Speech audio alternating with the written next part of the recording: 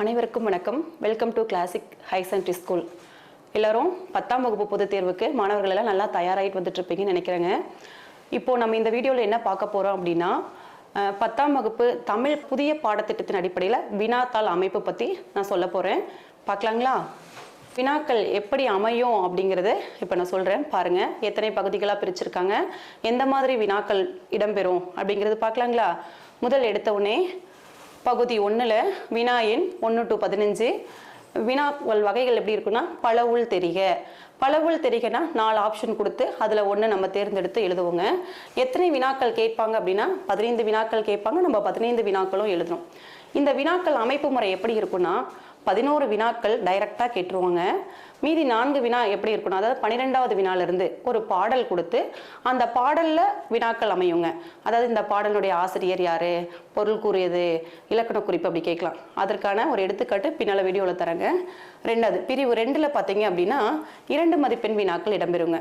2 மதிப்பெண் வினாக்கள் அப்படி இல்லை, அதில் வந்து பார்த்தீங்க அப்படின்னா 21வது வினா கட்டாய வினா. அதாவது மொத்தம் 6 கொஷின் கொடுப்பாங்க.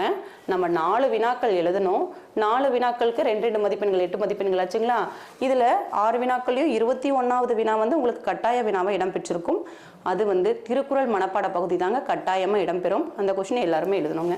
அடுத்தது பிரிவு 2ல் இதில் பார்த்தீங்க அப்படின்னா 22லிருந்து 28 வரலும் வினா எண் இடம்பெறுது. இதில் எத்தனை கொஷின் கேட்குறாங்க அப்படின்னா 7 கொஷின் கேட்குறாங்க. அதில் நீங்கள் 5 எழுதுனா போதுங்க.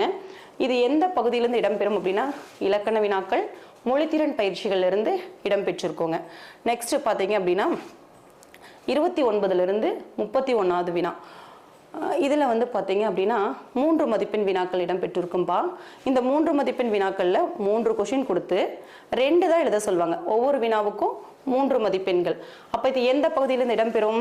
உரைநடையிலிருந்து இடம்பெறும். உரைநடையிலிருந்து 29, 30, 31வது வினா இடம்பெறும். அதில் 30வது வினா பார்த்தீங்கன்னா உரை பத்தியை படித்து வினாக்களுக்கு விடை எழுதுக. ஒரு பத்தி கொடுத்துருவாங்க. அந்த பத்தியை படித்து அந்த பத்தி வினாக்கள் கீழே கொடுத்துருப்பாங்க. அந்த வினாக்களுக்கு ஏற்ற விடைகளை நம்ம எழுதணும்.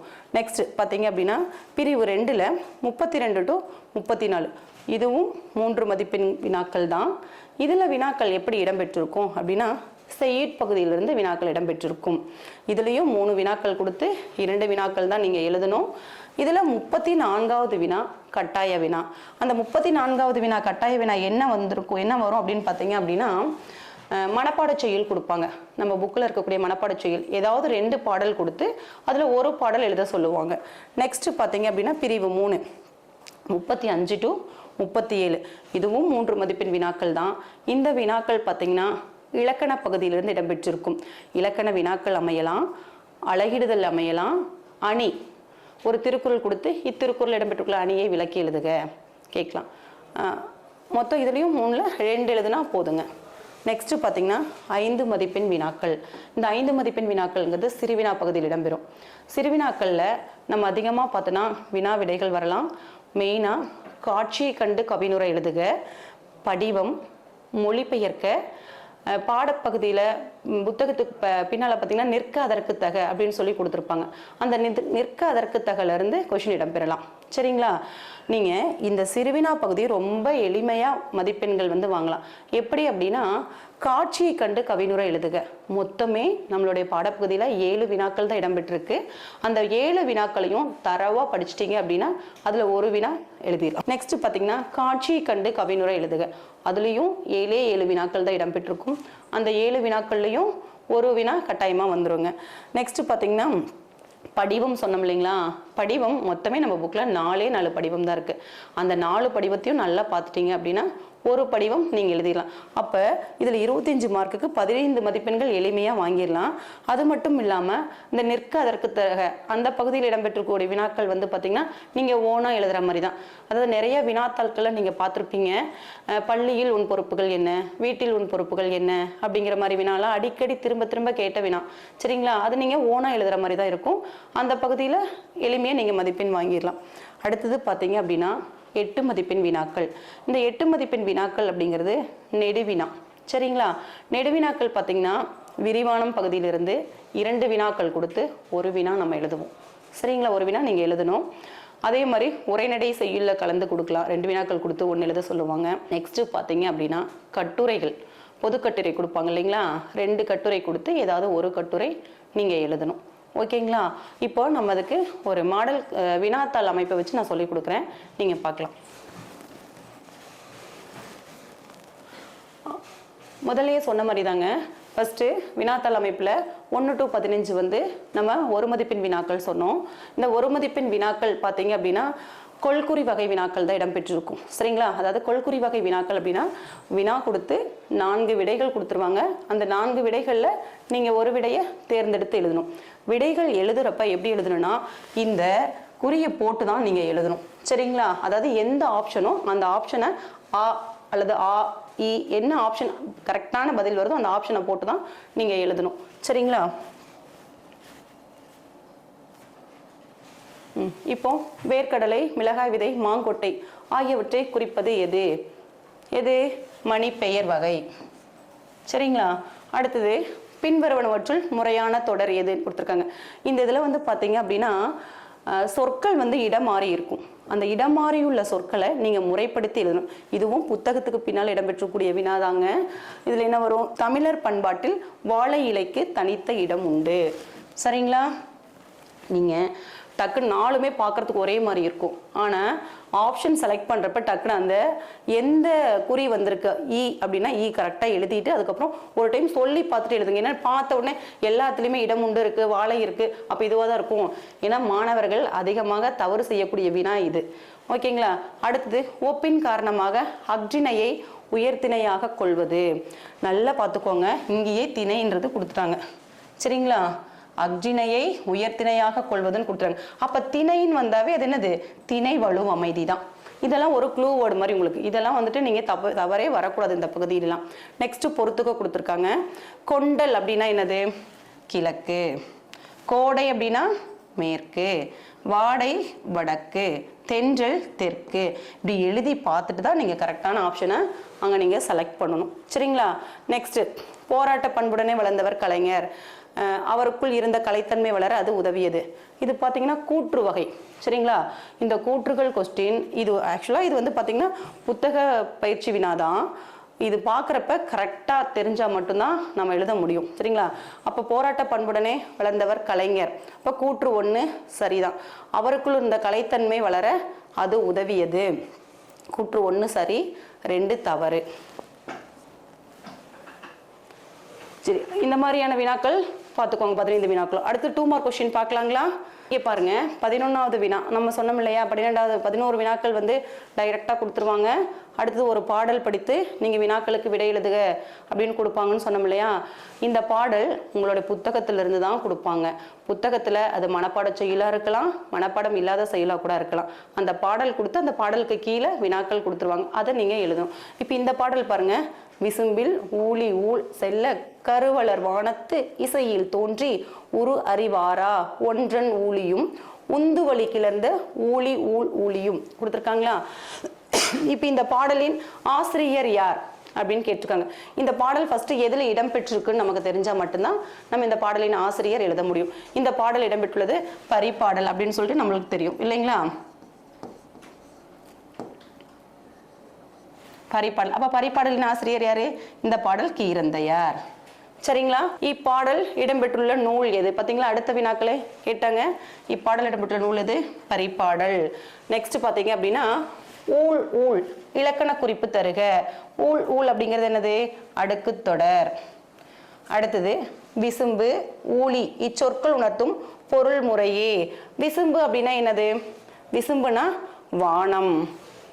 இப்போ பாருங்க, இந்த ஆப்ஷன் செலக்ட் பண்றப்ப எல்லா ஆப்ஷனையுமே நீங்க கரெக்டா பார்க்கணும். இதுலயும் வானம் இருக்கு, இங்கேயும் வானம் இருக்கு, இங்கேயும் இருக்கு. அப்ப இச்சொற்கள் உணர்த்தும் பொருள் முறையேன்னு கொடுத்துறாங்க. அப்ப ஃபர்ஸ்ட் ஒன் என்ன இருக்கு? விசும்பு. அப்ப முதல்ல விசும்பு. விசும்புனா வானம் நமக்கு தெரியும். அப்ப இந்த 2 ஆப்ஷனுக்குள்ளார ஏதாவது ஒண்ணுதான் இருக்கும். அப்ப நம்ம டக்குன்னு இதை டிக் பண்ணிடக்கூடாது, அடுத்ததையும் பார்க்கணும். ஊழி. ஊழினா என்ன? யுகம். அப்ப இதுதான் கரெக்டான ஆன்சர். சரிங்களா? செலக்ட் பண்றப்ப இந்த மாதிரி ஆப்ஷன் வந்து உங்களை கன்ஃபியூஸ் பண்றதுக்காக எப்படி வேணாலும் கொடுக்கலாம். அதனால நீங்க தேர்ந்தெடுக்கக்கூடிய இந்த விடையை வந்து கவனமாக தேர்ந்தெடுக்கணும்ப்பா. நெக்ஸ்ட் பாருங்க, பகுதி 2 எவையேனும் 4 வினாக்களுக்கு மட்டும் விடையளிக்க. அதாவது சொன்னமில்லை 2 மதிப்பெண் வினாக்கள். இதில் பாருங்க, மண்ணும் சிலம்பே மணிமேகலை வடிவே முன்னும் நினைவால் முடிதாள வாழ்த்துவமே, இவ்வடிகளில் இடம்பெற்றுள்ள காப்பியங்களின் பெயர்களை எழுதுகன்னு கொடுத்துறாங்க. இது நம்மளுக்கு புத்தகத்துக்கு பின்னால் இருக்கக்கூடிய வினா, அந்த புத்தக பயிற்சி வினா தான். இதை நம்ம எழுதிடலாம். நெக்ஸ்ட் விடைக்கேற்ற வினா அமைக்கம். இது பார்த்தீங்க அப்படின்னா இப்போ 16லேருந்து 21 வரலும் 2 மார்க் கொஸ்டின் தான் நான் சொன்னேன். அப்போ 2 மார்க்கில் இந்த 21வது வினா கட்டாய வினான்ட்டோம். இன்னொன்று இந்த 17வது வினா அதிகமான வினாத்தல்ல எப்படி இடம் பெற்றிருக்குன்னா விடைக்கேற்ற வினா அமைக்க. அதாவது ஆன்சர் அவங்க கொடுத்துருவாங்க, விடையை அவங்க கொடுத்துருவாங்க, அதற்கான வினா தான் நீங்கள் அமைக்கணும். இப்போ பாருங்க, இதில் எப்படி கொடுத்துருக்காங்க, மொழிபெயர்த்தல் என்ற தொடரை தொல்காப்பியர் மரபியலில் குறிப்பிட்டுள்ளார். இது வந்து ஒரு ஸ்டேட்மெண்ட், ஒரு வாக்கியம் கொடுத்துட்டாங்க. இதுக்கான வினாவை தான் நீங்கள் எழுப்பணும். அப்போ வினா அமைக்கிறது எப்படி? வினா சொற்கள் என்ன, ஏன், எதற்கு, எப்படி, யார், எங்கே, இந்த மாதிரியான வினா சொற்களை பயன்படுத்தி தான் நம்ம வினாக்கள் அமைக்கணும். மொழிபெயர்த்தல் என்ற தொடரை தொல்காப்பியர் மரபியலில் குறிப்பிட்டுள்ளார். இதுக்கு எப்படி நம்ம வினா அமைப்போம்? மொழிபெயர்த்தல் என்ற தொடரை இந்த தொல்காப்பியர் அப்படிங்கிறத நம்ம விடையா எடுத்துக்கிட்டு யார் மரபியலில் குறிப்பிட்டுள்ளார் எழுதலாங்களா? எழுதி முடிச்சுட்டு இந்த இடத்துல யார் 17வது வினா நான் சொல்லிட்டேன், விடைக்கேற்ற வினா அமைக்கணும் அப்படின்ட்டு. அடுத்தது பாருங்க, இதுல அதுலயே 2 வினாக்கள் இடம்பெற்றும், ஒவ்வொரு வினாவுக்கும் 1 மதிப்பெண். தமிழ் நூல்கள் ஆங்கிலம், மலையாளம், தெலுங்கு, இந்தி போன்ற பல்வேறு மொழிகளில் மொழிபெயர்க்கப்பட்டுள்ளன. ஆக்சுவலா இதுக்கு எப்படி நம்ம வினா அமைக்கலாம் அப்படின்னா, தமிழ் நூல்கள் எம்மொழிகளில் மொழிபெயர்க்கப்பட்டுள்ளன, எந்தெந்த மொழிகளில் மொழிபெயர்க்கப்பட்டுள்ளன வினா கேட்கலாம். நெக்ஸ்ட் பாருங்க, இது எல்லாமே நீங்க எழுதிடுவீங்க. இந்த 21வது வினா கட்டாய வினா. அடுத்தது பிரிவு 2ல எவையேனும் 5 வினாக்களுக்கு விடையளி இருக்கு இல்லைங்களா? இது வந்து பாத்தீங்கன்னா இலக்கண பகுதியில் இடம்பெறும், மொழித்திறன் பயிற்சிகள் இடம்பெறும். ஒவ்வொரு இயலுக்கு பின்னால இருக்கக்கூடிய மொழித்திறன் பயிற்சிகள், அதாவது மொழி பயிற்சின்னு சொல்லுவோம் இல்லைங்களா? இந்த வினைமுற்றை வினையால் அணையும் பெயராக மாற்றுக, வண்ண சொற்களை உங்கள் எண்ணங்களால் நிரப்புக, இரண்டு சொற்களை ஒரே சொற்றொடரில் அமைத்தெழுதுக, இந்த மாதிரியாக இடம்பெற்றுள்ள வினாக்கள் எல்லாமே அதிகமாக நம்ம எதிர்பார்க்கலாம். இங்கே பாருங்க, அடுத்தது ஒரு பகுபத உறுப்பிலக்கணம் கட்டாயமாக இடம்பெறும். ஏன்னா போன வருஷம் வினாத்தாள் பார்க்குறப்பையும் இடம்பெற்றிருக்கு. புக்கில் செய்யுட்பகுதியில் மட்டும்தான் நமக்கு வந்து பகுபத உறுப்பிலக்கணம் இடம்பெற்றிருக்கும். அப்போ அதில் இருக்கிற எல்லாத்தையும் நீங்கள் எழுதி பார்த்துக்கோங்க. நெக்ஸ்ட் பழமொழியை நிறைவு செய்க. அது தெரியும் இல்லைங்களா எல்லாத்துக்கும்? ஒரு பானை சோற்றுக்கு ஒரு சோறு பதம், உப்பிட்டவரை உள்ளளவும் நினை, தொழில் பெயர்களின் பொருளுக்கேற்ப தொடர்களை முழுமை செய்க. நெக்ஸ்ட் பார்த்தீங்கன்னா இரு சொற்களை பயன்படுத்தி ஒரு தொடர் அமைக்க. அதுக்கப்புறம் பார்த்தீங்கன்னா இந்த கலைச்சொல் அப்படிங்கிறது ரொம்ப ரொம்ப முக்கியங்க. நம்ம புக்கில் இடம்பெற்றிருக்கக்கூடியது மொத்தம் 37 கலைச்சொற்கள் தான் இருக்கும். அந்த 37ல் 2 கலைச்சொல் கட்டாயமாக நம்ம பொதுத் தேர்வுக்கு எதிர்பார்க்கலாம். அந்த 37ஐயும் படிச்சுன்னா நீங்கள் அழகாக 2 மார்க் வாங்கிடலாங்க. அடுத்து இதுவும் இலக்கண வினாதான். புறத்திணைகளில் எதிரெதிர் திணைகளை அட்டவணைப்படுத்துக. நெக்ஸ்ட் பாருங்க, பகுதி 3. இது வந்து 3 மதிப்பெண் வினாக்கள். நம்ம சொன்னோம் இல்லையா, உரைநடையிலிருந்து கேட்பாங்கன்ட்டு. இதில் எப்படி கேட்டிருக்காங்க பாருங்க, இடம் சுட்டி பொருள் விளக்கம் தருக, தலையை கொடுத்தேனும் தலைநகரை காப்போம். இது வந்து சிற்றகல் ஒளியில மாப்போசி சிவஞானம் அவர்கள் சொல்லியிருப்பார்.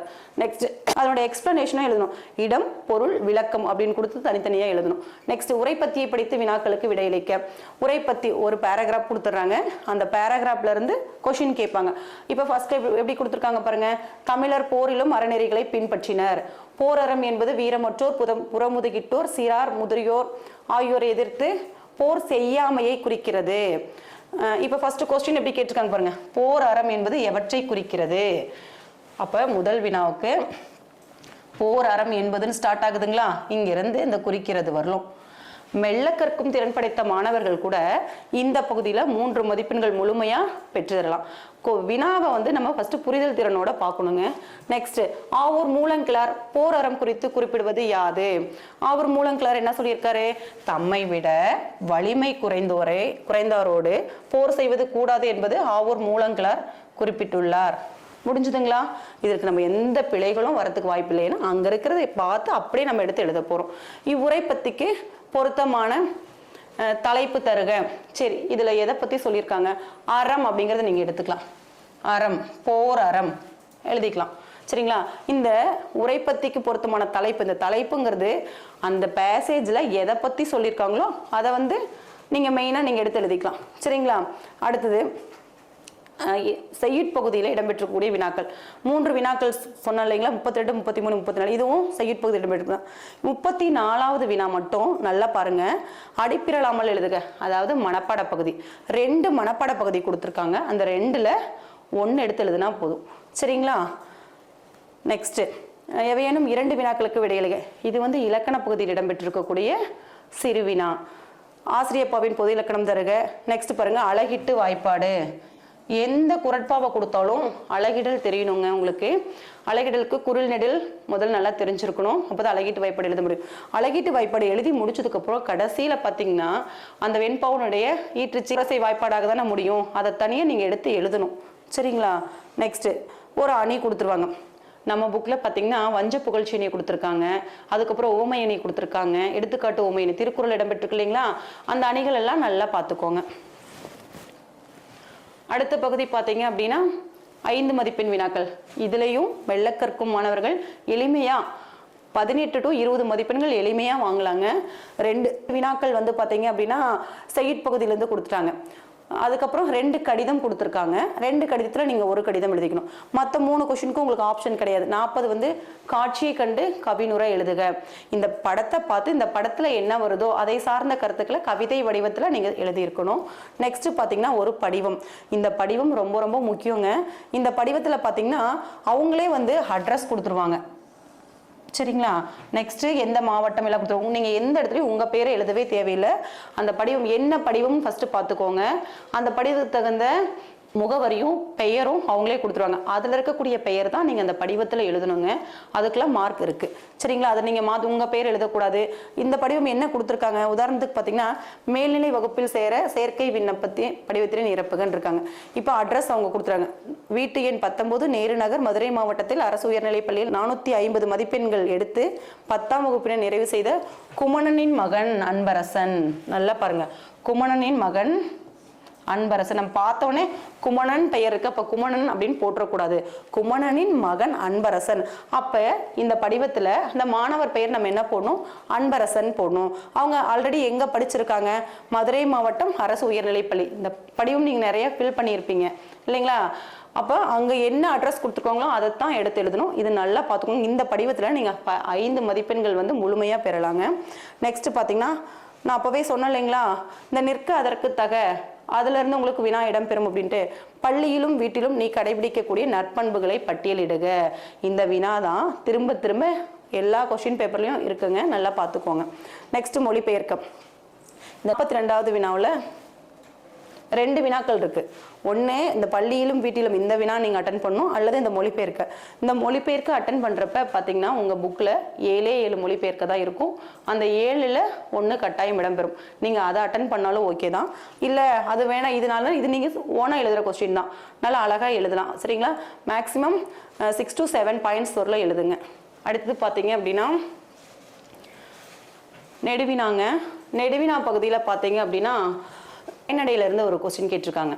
சரிங்களா? உங்கள் இல்லத்துக்கு வந்த உறவினருக்கு நீங்கள் செய்த விருந்தோம்பலை அழகுற விவரித்து எழுதுக. அடுத்தது போராட்ட கலைஞர், பேச்சு கலைஞர், அந்த பன்முக கலைஞர்ல லெசன் இருக்கும் இல்லைங்களா, அதுல இருந்து. இப்போ இந்த 2 வினாவில் ஏதாவது ஒன்று நீங்கள் அட்டன் பண்ணணும்.